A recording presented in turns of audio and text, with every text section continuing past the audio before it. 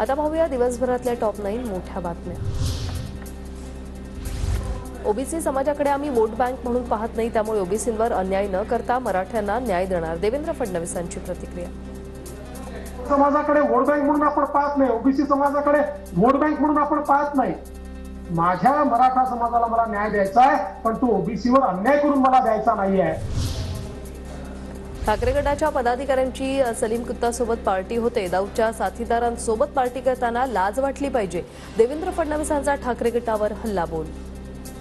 सेनेचा नाशिकचा जिल्हा प्रमुख त्या दाऊदच्या साथीदाराच्या सोबत तुम्ही त्या ठिकाणी डान्स करता आणि आता हे लोक आपल्याला राष्ट्रवाद शिकवणार।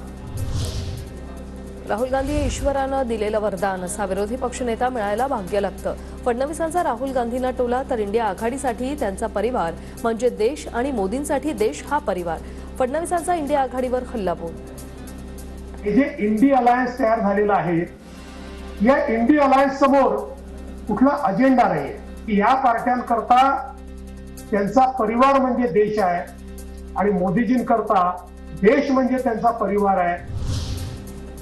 शेवगाव तालुक्यातील ठाकूर निमगावात खासदार सुजय विखेंचा ताफा मराठा आंदोलकांनी अडवला, आरक्षण मिळत नाही तोवर पुढाऱ्यांनी गावात येऊ नये, आंदोलकांचा पवित्रा, नियोजित कार्यक्रम रद्द करून माघारी परतण्याची सुजय विखेंवर वेळ।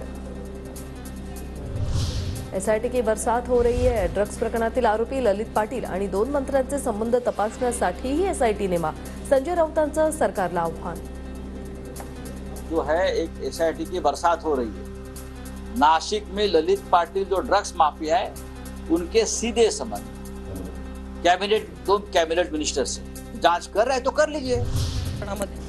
भाजप आमदार देवयानी फरांदे सुषमा अंधारेंविरोधात अधिवेशनात हक्कभंग आणणार, सुषमा अंधारेंकडून ड्रग्ज प्रकरणात अप्रत्यक्षरित्या फरांदेंवर आरोप, पुरावे नसताना खोटा आरोप केल्याचा फरांदेंचा दावा। त्यांनी ड्रग्स प्रकरणामध्ये माझ्यावरती अप्रत्यक्षरित्या त्यांनी आरोप केलेले होते। मी काल अधिवेशनामध्ये देखील तो मुद्दा घेतला आणि त्यांच्यावरती अशा पद्धतीने चुकीचे आरोप आमच्यावरती जर करत असतील तर आम्ही त्यांच्यावरती निश्चित स्वरूपामध्ये अधिवेशन चालू आहे हक्कभंग आणू।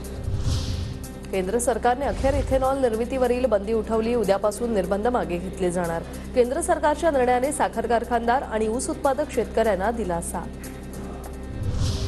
केंद्र सरकारने इथेनॉल निर्मितीवरील बंदी उठवल्याने उद्योगांना फायदा होईल, निर्णय झाला नसता तर साखरेच्या दरातही अनिश्चितता आली असती, पंतप्रधान मोदी अमित शहांचे आभार, भाजप नेते हर्षवर्धन पाटलांची प्रतिक्रिया।